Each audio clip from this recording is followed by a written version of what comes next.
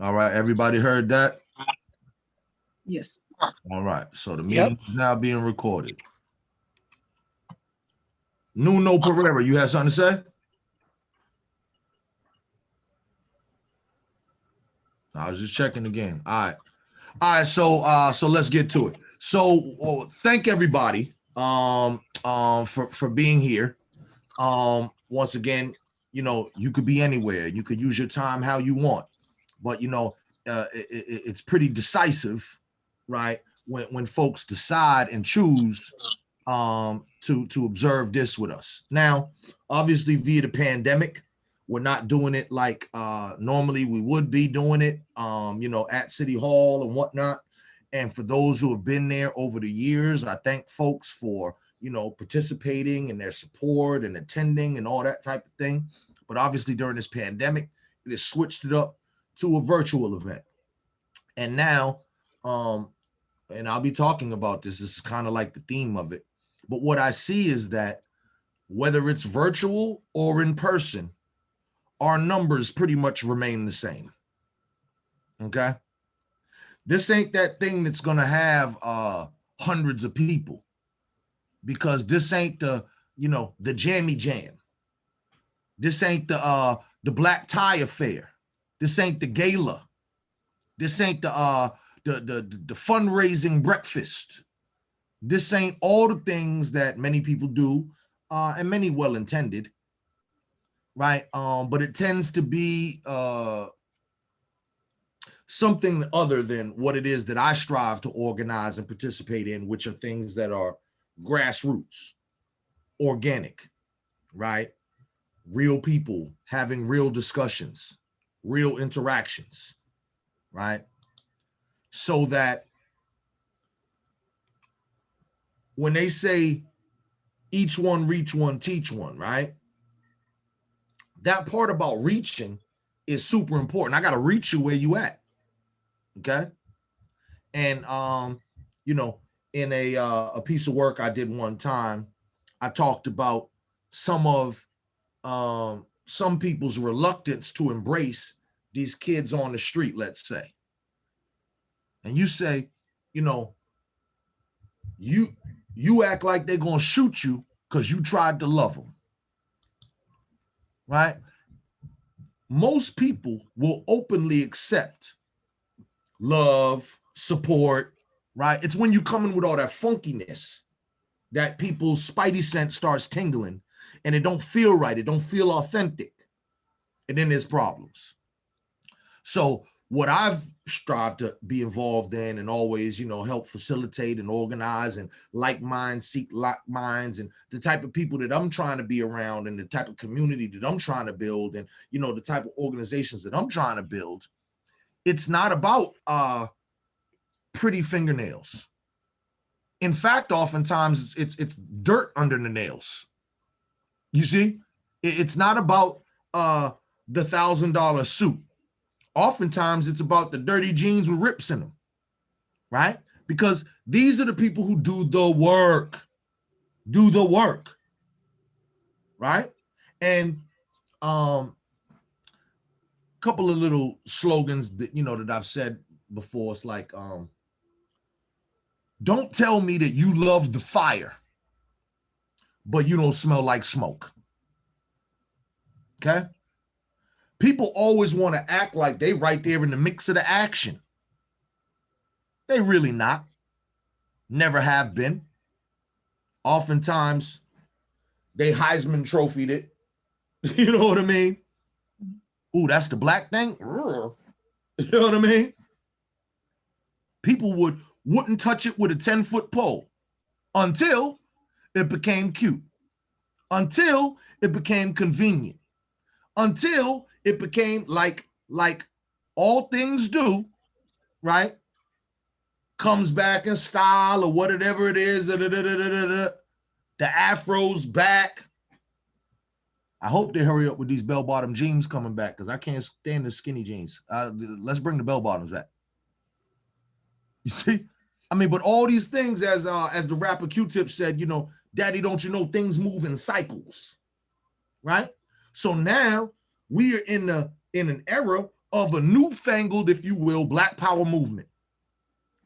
Problem is, though, this newfangled, pseudo, watered down version, they don't know about, like, they don't even want to study and know about the original thing. See? So,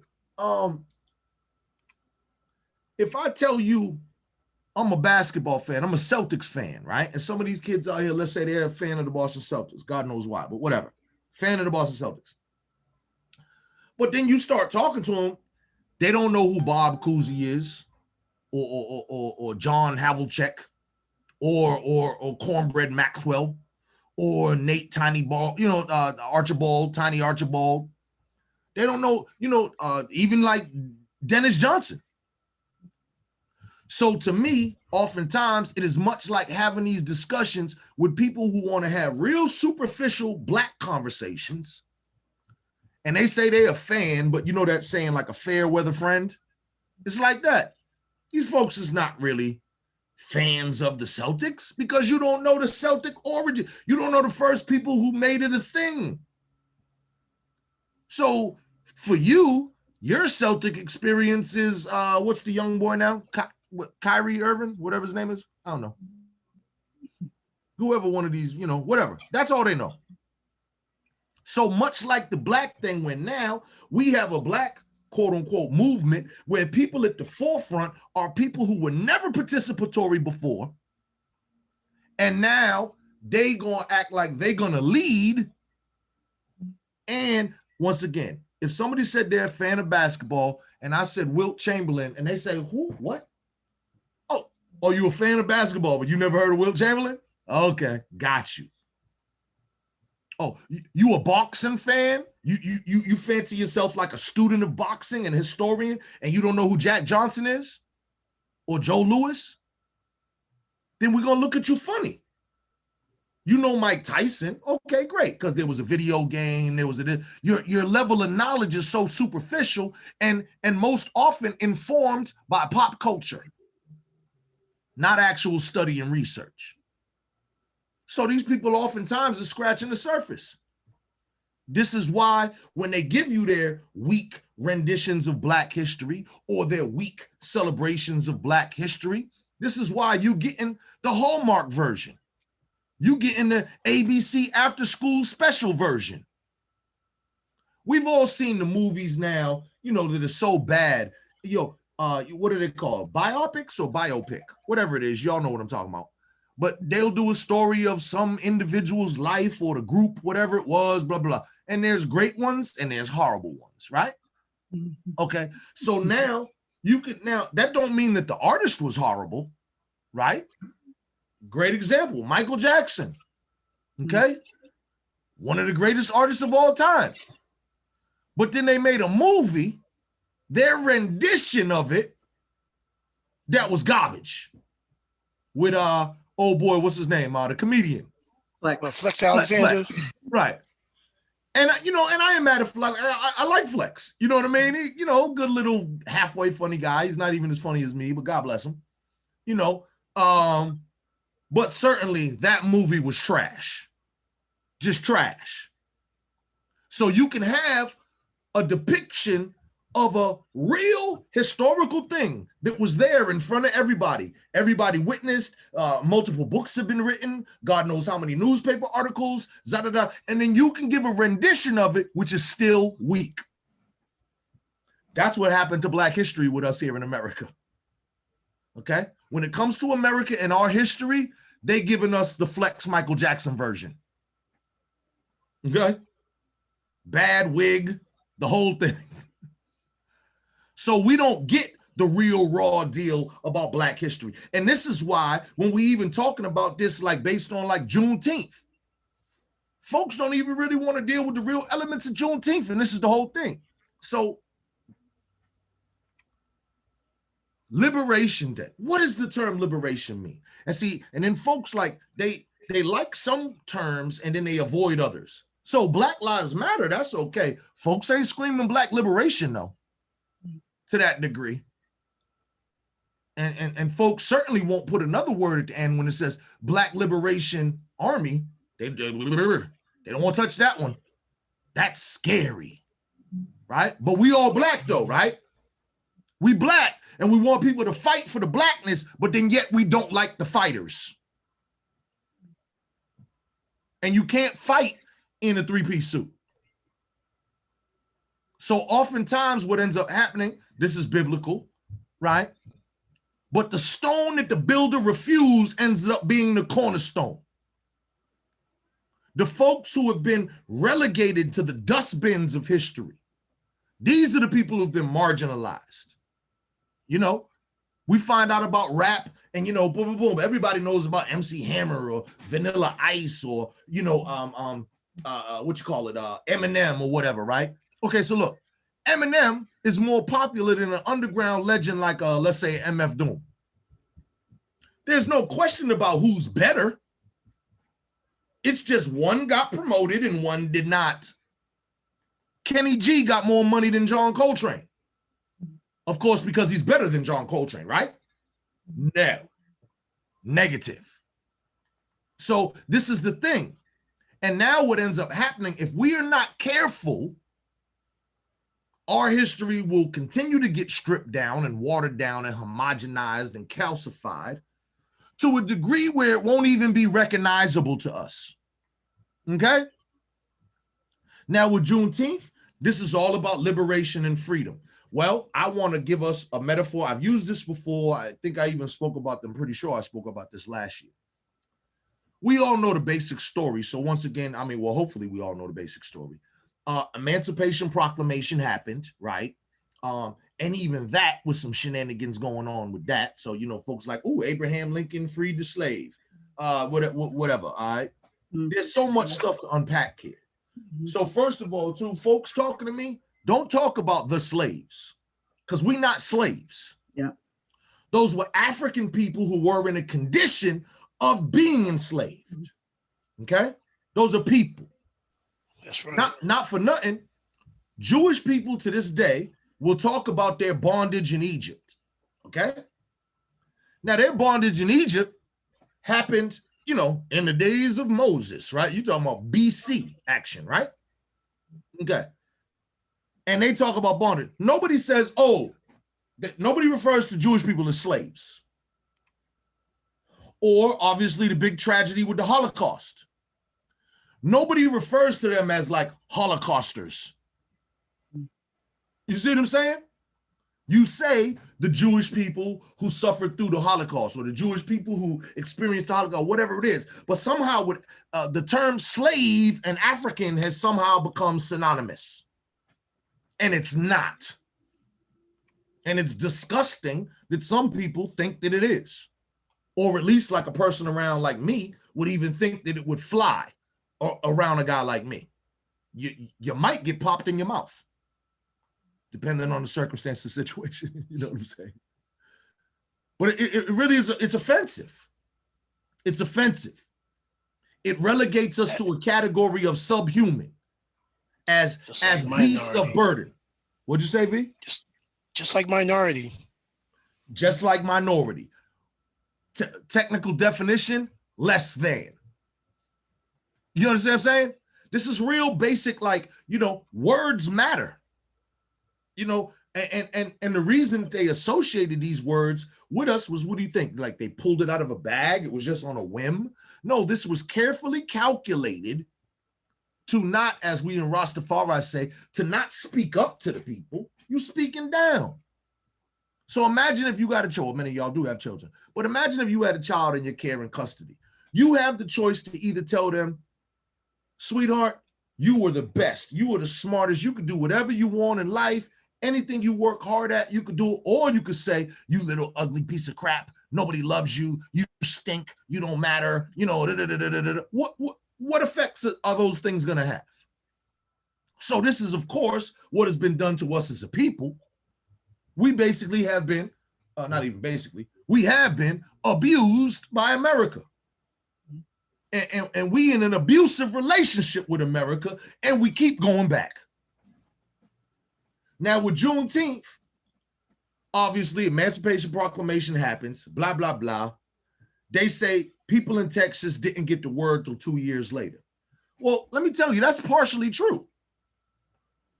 Yo, do you know people were sending letters and stuff back and forth at that time, right? You know, like you could be in New York and you know your husband was called away to go serve in the Civil War and he's down in Alabama or something, and you could write him a letter. My dearest Oliver, I hope this letter finds you well, and all that stuff, right? They were getting mail, just like we get mail now.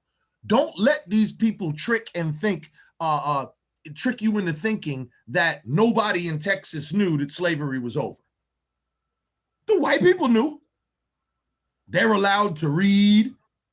They got newspapers, okay? The little people was coming in on horseback and the buggies and the, you know, carriages and not carrying supplies and da-da-da-da-da-da-da. Come on. Let's not act like, oh, because they didn't have email, that somehow news didn't news traveled from Europe to Asia to Africa. Okay? There was a global network before internet. Okay? So white people in Texas knew that the slaves had got freed, but it doesn't behoove them to let the slaves, in their mind, if you own a piece of property, a slave, a car, a cow, right? Because that's how they're looking at it. You supposed to relinquish your rights to your property? See, this is, once again, this is why the whole thing about slave is exactly what I'm talking about. Like, it is the dehumanization that we were viewed like a, you know, I own this, I own my TV, I own my car, my boat. It's just another thing. Okay? And if something happens where, I don't know, let's say all of a sudden, you know, the government said, Jamal, you know, we're changing the way things work. You have to relinquish your car and your boat to us. Please provide us with the vehicle identification numbers of the car and the boat. I'm going to put that off as long as I can because I don't want to give up my stuff. Okay? Same thing. Same thing. And at the end of the day, what was the one thing that separated a person, an enslaved African, right, who these white slave masters viewed as a slave? What was the one thing that changed the moment of liberation or not? It's only, we can, like, this is almost biblical too. You know how the story is? They ate the apple and then instantly they had the knowledge of, you know what I mean? It's like that. 1 minute you're picking cotton. 1 minute you're picking cotton. Somebody comes and says, oh, you know we free.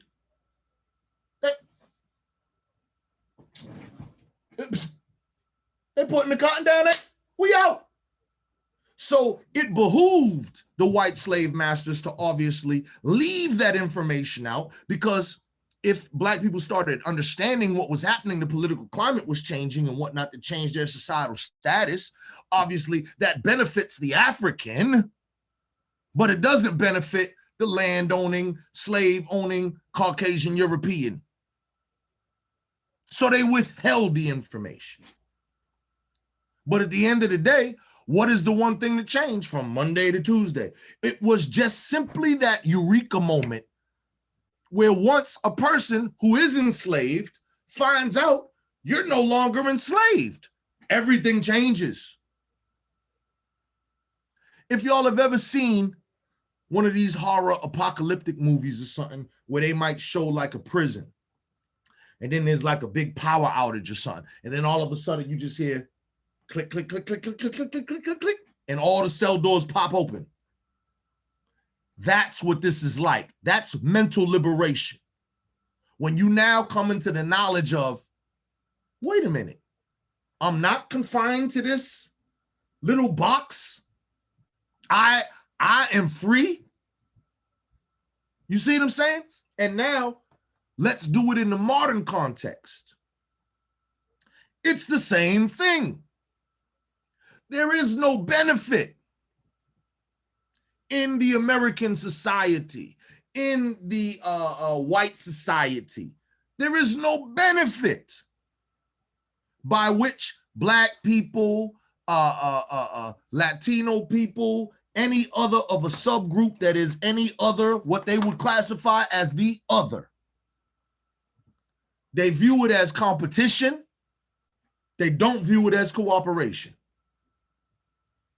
And there is no benefit of them allowing us to access the information at the same rate that they do, which is why so much work has been done to make sure that we don't.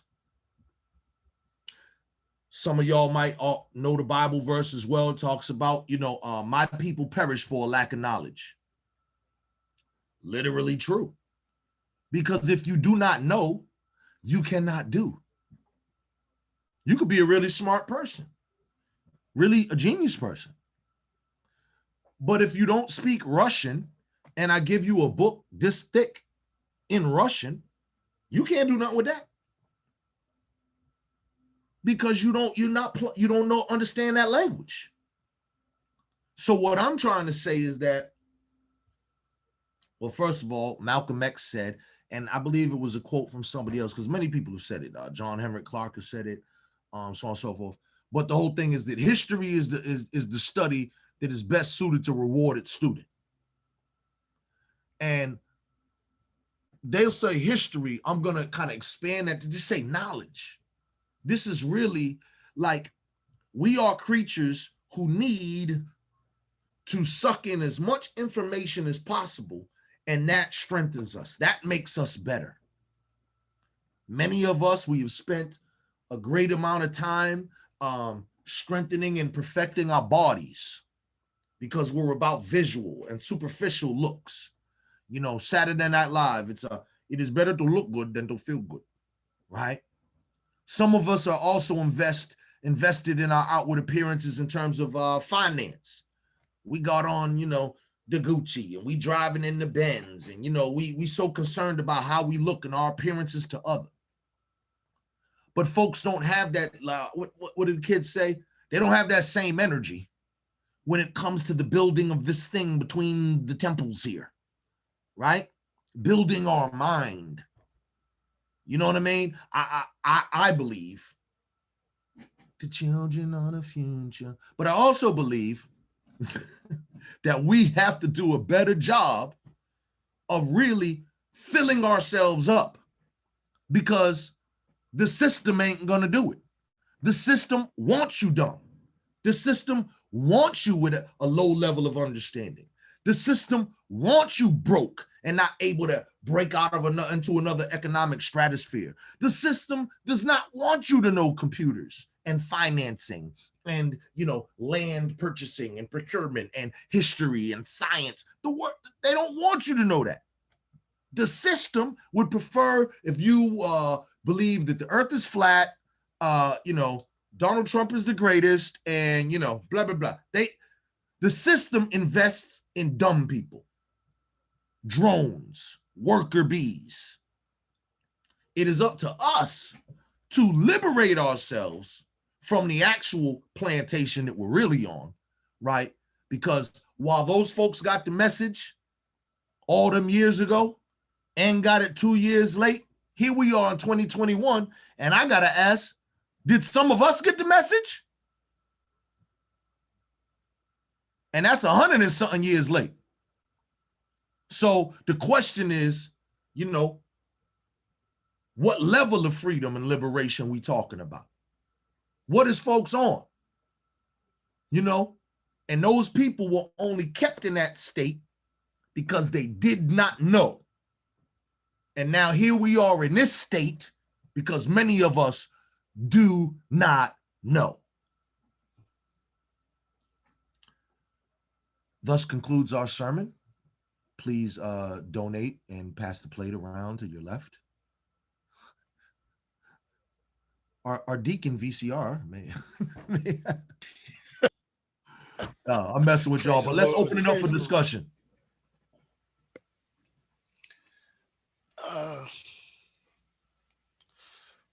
Well, I know I think they made it what, Juneteenth a federal holiday now of sort, Yep. and I can see, and no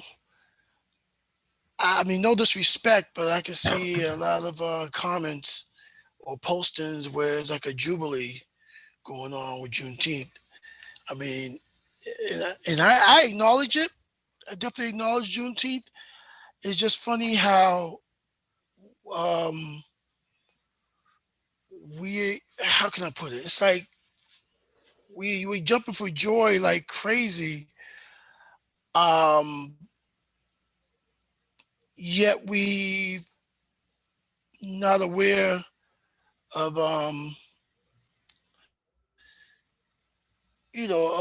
of any bill that's being passed of us as black people being murdered, slaughtered, or whatever, assaulted, and everything else. Um, and I don't know. Maybe it's me. I'm just feeling that it's a. I don't know. I could be wrong. I just feel that sometimes with this, with this bill, it's also seems like it's synonymous with um, putting a pacifier in our mouths when we demand some things, of sort, you know. Well, not for nothing. We celebrating freedom. Can Matulu get free? Can Imam Jamil get free?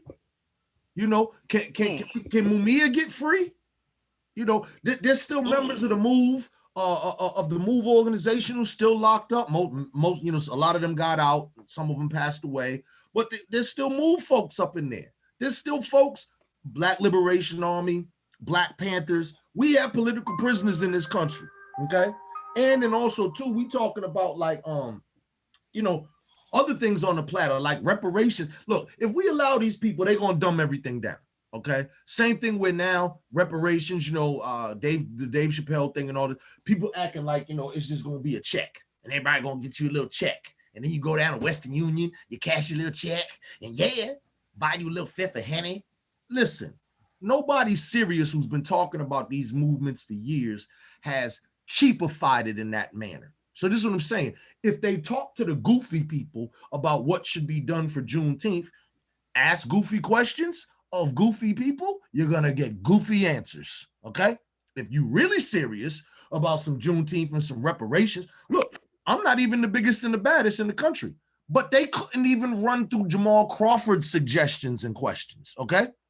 Let alone who I would refer them to, my elders and all this. Look, because if I'm a white belt in karate, I know Dragonfly Jones. You understand what I'm saying? Some of these people I know who are masters at this. So I would shut my mouth and put these people to the forefront. Some of these people who were the architects of the reparations movement.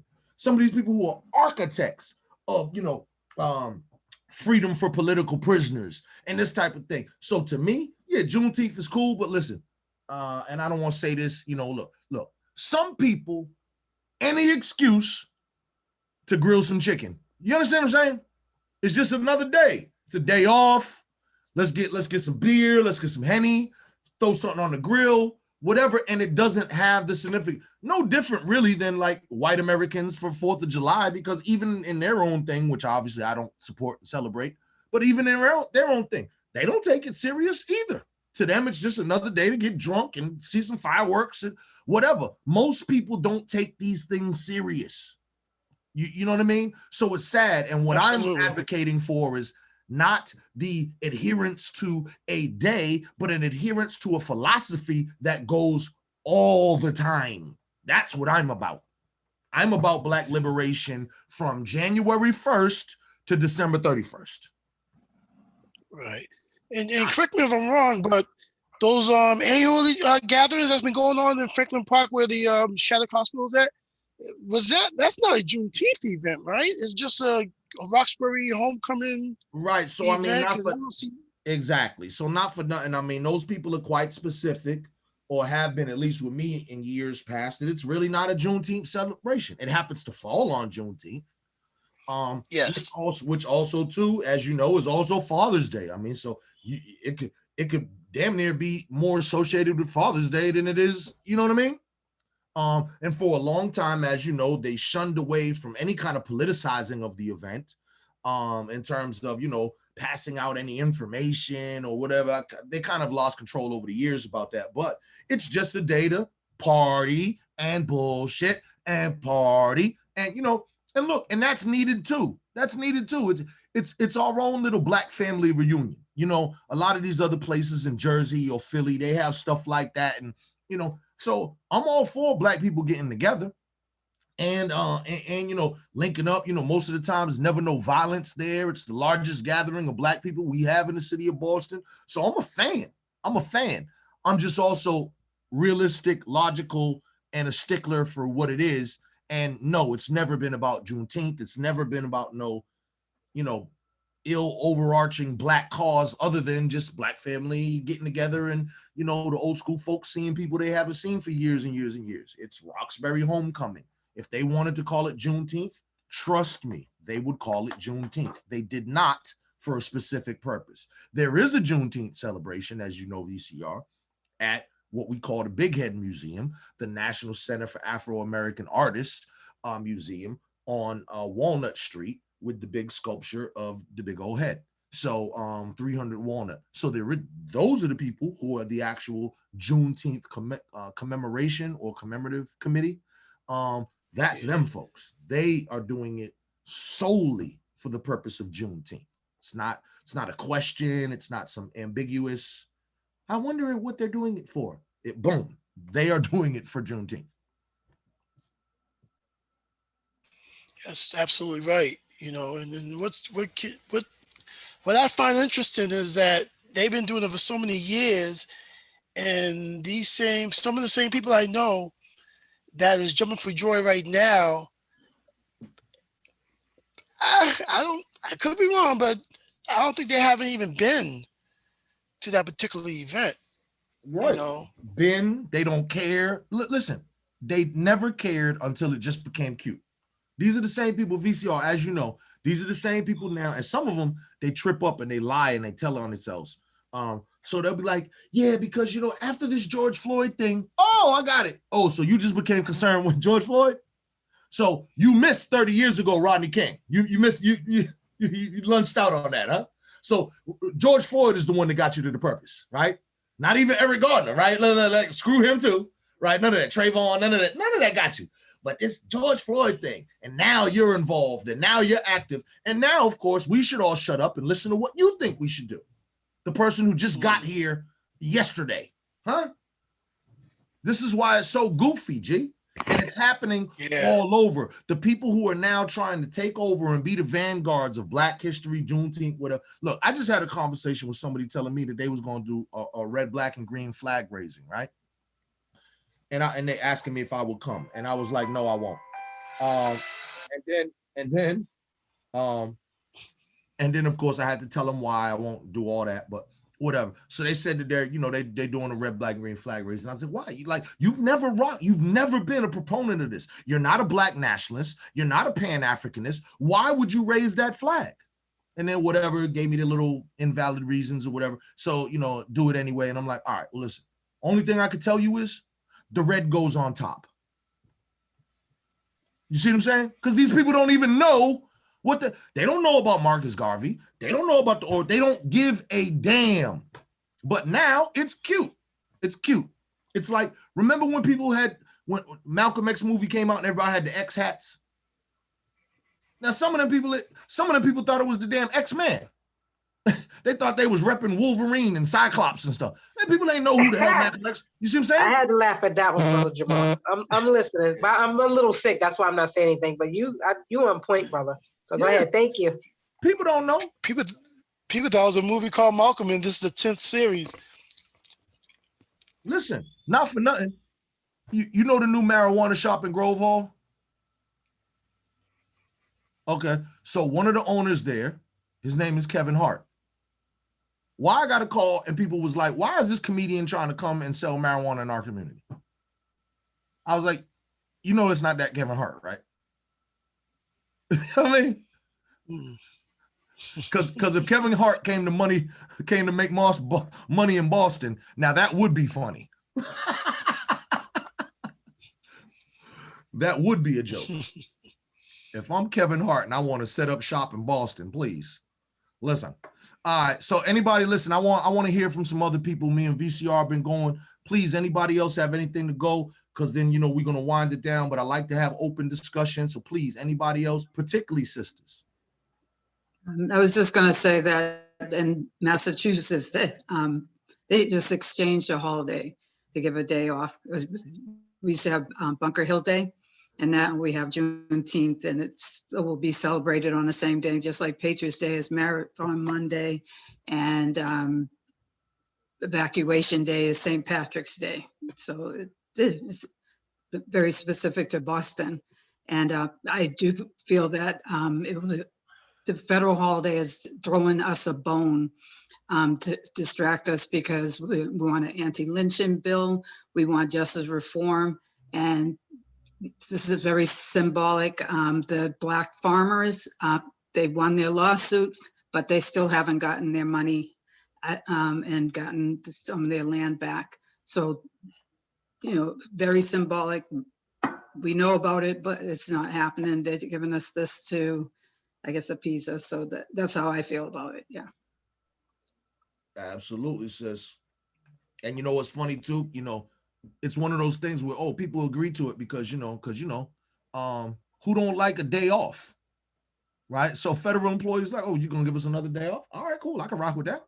And on top of that too, look, every cop in the country, right? A cop, state cop or whatever, they got to work. And now guess what too? We just gave him time and a half, didn't we? We gave him time and a half and overtime. True. Holiday pay. Yeah, and I feel like it's a foot in the door. They gave us an inch.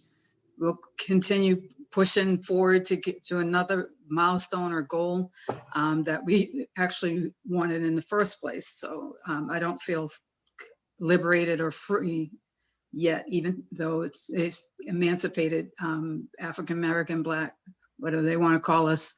Was it like 400 years ago? But I'm sorry, not that long ago, but as an emancipation, we still weren't free, and we're still not free now in America.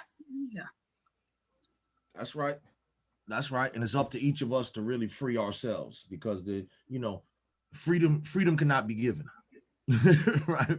Right. You know, freedom is individual choice. You know what I'm saying? Come on, somebody else add on. Don't be shy, y'all. Don't be shy. You're right about we're not free until we're financially free, till we own our neighborhoods and our businesses, and that we have the wealth that we deserve, get the money that we need. We're not free. And all this is just, I don't know what it is. Like, I think non-white people notice what happens to Black people every day, and they're like, oh, but this is going on, let's give them a flag, let's give them a day. It's like, but this is our reality, and nothing's going away. Mm-hmm. It's still there. We're still harassed by cops. We're still held back from opportunities. Do something real. It's wonderful you gave us a holiday, but yeah, one day. What about the rest of the day? And it's not for just us, it's for everyone gets a day off, not just Black people. So it's Right. Very specific to us. We haven't to received make us happy, so we don't go march in the streets and just another way to quell us. Well, one thing too, I don't know if y'all have ever heard this, but one of the fundamental things about the fundamental drives of racism is that Black people cannot have anything that white people don't have or have access to. So this came up years ago with Kwanzaa celebrations here in Boston, where Kwanzaa celebrations like, yo, we don't want white people in them, right? You can't tell white people they can't go nowhere. They're like, what? I already bought my dashiki. I'm coming. You know what I mean? And so what ends up happening is this is how co-optation, infiltration ends up beginning. And so as you see, we just got the day. They already talking about, oh, how do white people celebrate Juneteenth and everything? So next year, Juneteenth celebrations, you know, now there's going to be raisins in the potato salad and all sorts of stuff. You see what I'm saying? Yeah. So this, you know, they're going to screw up the electric slide and all that stuff for y'all. Listen, it's going to be horrible. But you know what? One thing I wanted to say is what we have to do is we got to stop worrying about everybody else and worry about our own selves. We don't care what they want and what they don't want. I remember that year that Brother Siddiqui had shut Kwanzaa down when, you know, white people were coming in and he said, this is an all African event. Like, hello, we can't have an all African event. You know, even some black people were looking like, what? You know what? We got to worry about ourselves, stay in our own yard. They will never ever accept who we are, but we don't even know who we are. So then if we don't know who we are, we're not going to be able to take our rightful place. But I think, of course, each one teach one. But it makes me sick when I see, okay, so now Juneteenth's a holiday. So now all of a sudden, everybody got all these little kumbaya little movements all over, I guess, the world now, never mind just the United States, but all over the world. When we've been doing this in our own backyards, in our own, of course you did it at Franklin Park and all that stuff, and I get it, Roxbury Homecoming. But the bottom line is we have to celebrate each other in the right way and keep it like that. Not just with Kwanzaa, not when Kwanzaa's here or Juneteenth, but all the time, because we still got the light skin against dark skin. We still got all this stuff going on. The Willie Lynch stuff is still going on within us. So we can't keep worrying about white people, what they gonna say about it, what Massa gonna say. Well, what's we gonna do? Bump that. Right. We have to focus on us. Exactly. We have to love and support each other and pull together. We have to support each other. We can't rise up unless all of us rise up. It's not okay just one or two make it up there. And that's like, right. Oh, well, I got it by my bootstraps and you do it too. No, every other culture helps each other. We don't. No, because it's called crabs in the barrel mentality, but it's all done by design, of course, because if someone else is up, just like a crab, that crab's going to pull that other crab back down in the barrel where they are, because that's where they are. But we have to worry about ourselves. And every time something happens, you know, okay, so we got this holiday. We already had the holiday. Just because he wrote the little pen on the paper, that doesn't, what did that do for us? Now, when what we really need to see some reparation signs in people's lawns, because we always see Black Lives Matter. I already know my life matters. So that is even a ploy. We already know that, like that little kumbaya mess. But if we see some reparations, right? And then even in white people's lawns, like, yeah, these black people need their money. Let's fight for that. Then I bet you it's going to be some changes. But all this stuff is like Band-Aids. It's not doing anything realistically and generationally and in the long run for us at all. It's not.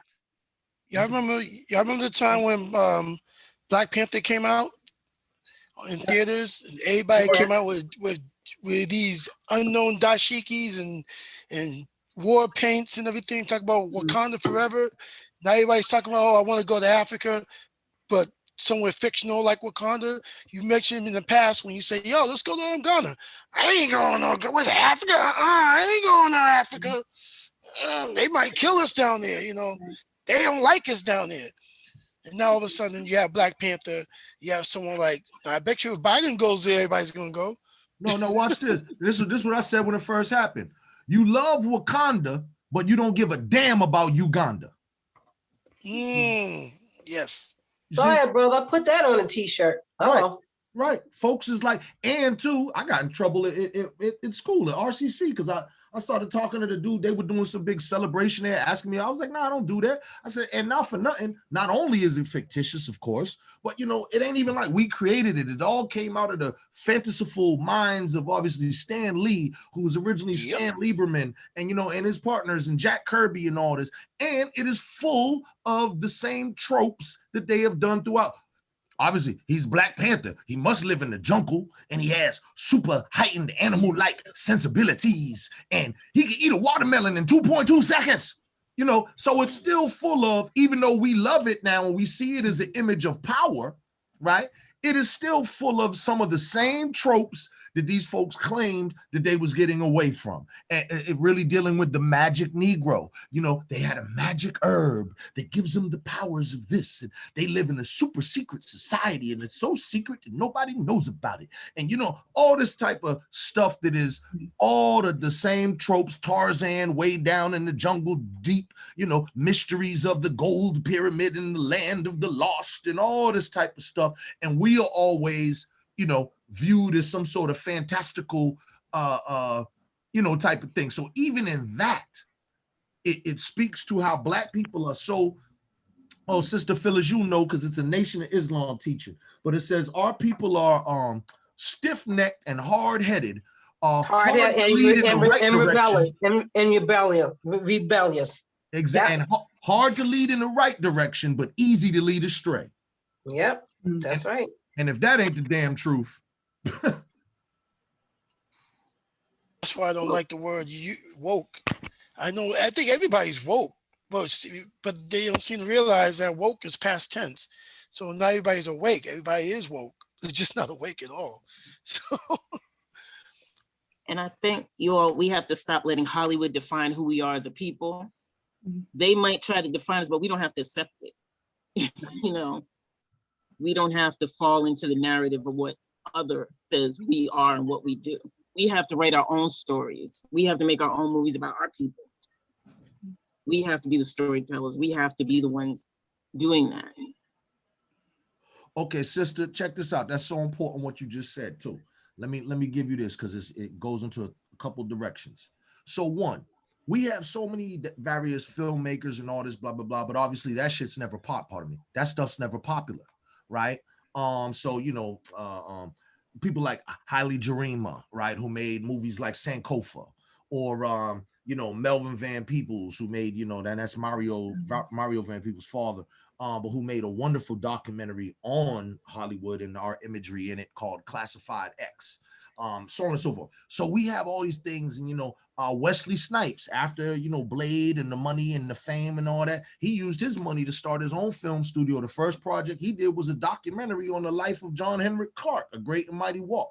So we have a lot of these projects that are out there, but somehow that's never as popular as the other thing. So meanwhile, flash forward to like a guy like Tyler Perry. So meanwhile, then you got a Tyler Perry over here who's cranking out a movie a month and a TV series a week, right? And with all manner of coonery that, like, I mean, I've never, he's off the Richter scale in terms of the coonery that happens, okay? But he's very prolific, obviously, got a lot of money, built a whole film studio and all that, but now you just want to produce garbage, okay? Now the flip side of that is a brother like me would be like, man, Tyler Perry, well, why don't you do some more Black stuff? Why don't you do some Black stuff? But then if Tyler Perry came out, I'm producing the life and times of Nat Turner, I'd be mad because I'd be like, I don't want Tyler Perry messing with that. You know what I mean? He should maybe, you know, go give somebody $30 million, you loan them $30 million and you go let them do it, some other filmmaker. But sometimes too, you don't want these people meddling in some of these things. So it's deep, because on the one hand, we have a void. You want people to do it, but I don't want another Oprah movie where everybody's yasm and you know, handkerchief holding their heads and all the Black men ain't about nothing, and you know, oh, you know, I don't want that anymore. You know, all these people who got all that guap, $40 billion, and you know, Jay-Z or Oprah, you know, all these, Michael Jordan or whoever, whatever. And you know, we ain't even figured out like one movie that depicts ancient Africa in its glory. We are the people, we invented storytelling and folk tales. We invented storytelling and folk tales, right? White people got Game of Thrones, Lord of the Rings, The Hobbit, Narnia. We ain't even got no folk tales. We invented the concept of heroes. They got Hercules, they got Conan, all this type of stuff. We invented that whole mythos. In fact, Hercules was based on Memnon from the African. You know, and so these type of things it's so deep, but how, like, and Spike Lee, you didn't get that memo? Like that time when you did Girl 6, like you wasted money on that? And you know, obviously, give thanks. Spike Lee gave us Malcolm X. He's given us, you know, a couple good joints. You know what I mean? But I'm saying more of that and less of the foolishness. So I was just building on Sister Christina's point to say, yeah, we got to start creating our own stories, but we got to carefully cultivate which stories is we telling and who gonna tell the story. Because if it's one of these goofballs, they're gonna end up telling the story goofy. You know? And you got to vote with your dollars. Don't go see the mess. It ain't just the other scene. You know, Black folks going to see the garbage. So Hollywood's going to follow the money. They don't care what's on the screen. What are they coming to see? We go see the foolishness. Let's be real. Black folks are going to see the foolishness. Absolutely. It's true. The coonery, all that you're saying. If we stop, they will follow the dollars, bottom line. It's true. And not for nothing too. And a lot of white people consume that too, because this is why you be in the supermarket and some little white girl, you know, comes up and be like, hey girl, ooh, ooh, because she already feel like she got the lingo because she been watching reality TV and all these little series. And so she thinks she's right in on all the little family jokes, right? And got the little lingo and jargon and whatnot. And this is what I'm saying, because it gives a lot of people, because as you know too, they couldn't survive on just our dollars. So just like rap music is more consumed by basically young white men, right? Than actual Black people. So a lot of this stuff is actually being consumed by other people who in the dark of the night, and they're laughing and, you know, but they're not laughing with us. They're laughing at us. You know what I mean? And they watching all that thing. And y'all know the formula. From people like Jimmy Walker back in the day, you know, Dynamite and all that type of stuff, to Urkel, to, you know, this to that. There's always, you know, this type of flamboyant character and blah, blah, blah, blah, blah, blah, blah. So my point is that we know the images are tricky. So we got to be super careful and conscious, you know, really actually the term conscious, and to develop our media literacy, to develop our critical thinking, our analytical thinking, to be able to see, not for nothing, funny story. Me in a relationship, you know what women hate about me? I can't just watch a movie because I'm breaking down every little thing. And you know, it's like, dude, would you shut up? Can we just watch the movie? Right? But every little thing I'm like constantly analyzing. Oh, see, well, he wore that green coat. See, green represents the color of life. And then this other dude over here, that's the purple coat. That could be the color of Satan, or it's also a color of royalty. And so they're coming together. This is what the filmmaker was trying to, you know what I mean? Nobody wants to hear that for an hour and a half. But my point is, as funny as that is, my point is we really do need to do that level of thinking as we're absorbing commercials, internet ads, and be looking at these things from a critical point. Probably don't want to do it when you're relaxing with your significant other. That could be a problem. But in general, we need this level of analysis constantly. And that's what I'm trying to promote, is just, to me, Black liberation is mostly associated with the liberation of thought, the liberation of philosophy, right? Because, you know, a lot of people will say, I believe this, I believe that. You don't know what you believe, basically, because you ain't been exposed to nothing, okay? So, for instance, my mother, God bless her, she's a devout Christian, right? Loves Jesus and all that, and that's great.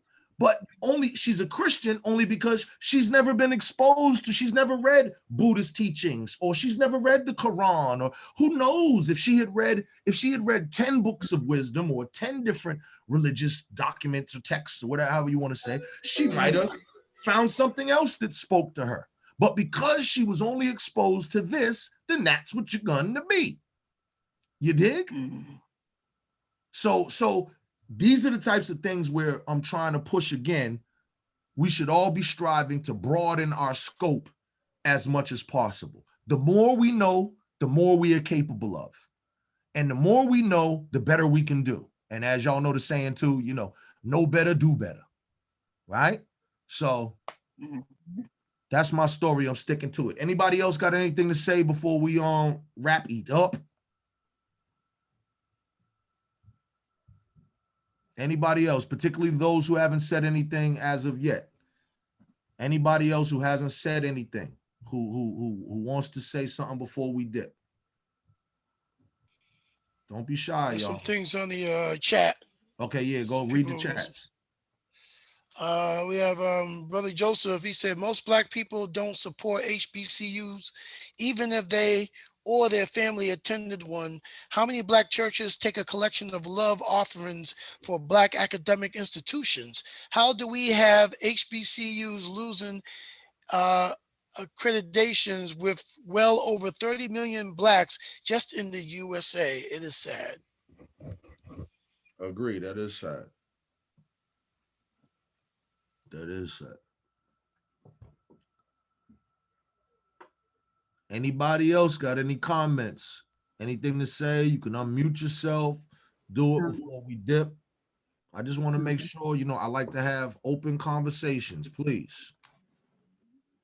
I was gonna just add about the Black farmers. The reason they're not getting their money is because there's a white farmer that up until that point said he was white. And he did the DNA and found he had some African blood. Now he wants to be Black and included in it getting this money. So they're reviewing it, but more than likely dismissing that and they will get their money. But at this point, it's been 3-month delay in the Black farmers getting their money back. Yeah, I used to do some work with that dude back in the like early 2000s. The big brother who runs it with the hat. I can't think of his name. But he's a real solid brother, and the United States government, newsflash, I hope you guys are sitting down, has been screwing them over forever. Like since 40 acres and a mule type stuff. No differently than they did with the Native Americans, who they just, was like, oh, is this your land? Your land is my land. Your land is my land. Yo, these people are ruthless. And for those of you who do not know and have never kept one of the treaties that they've ever signed or land agreements, never kept one. Not with the Native Americans here on the plains or whatever, the Eskimos in Alaska, the Inuit people of that same type of read, like never one time. All they do is write bad checks. That's what they do. All right, so please, y'all, please, one person who hasn't said anything yet, I just want to make sure. Anybody else have anything to say that wants to participate before we go? Somebody who hasn't said anything, y'all don't have to be shy. No pressure.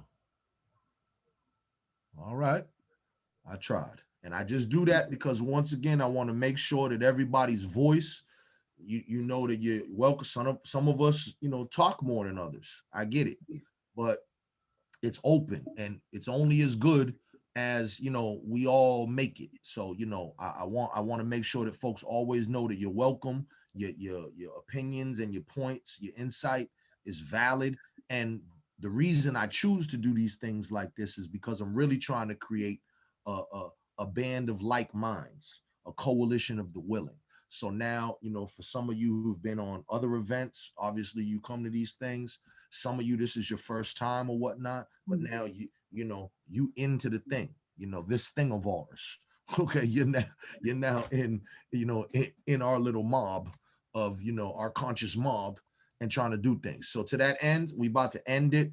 Tomorrow on Juneteenth, the Grove Hall lot that we took over right there next to the Grove Hall post office, we're gonna have a book fair there from noon to 5 p.m. All ages, so you can bring your kids, all that good type stuff.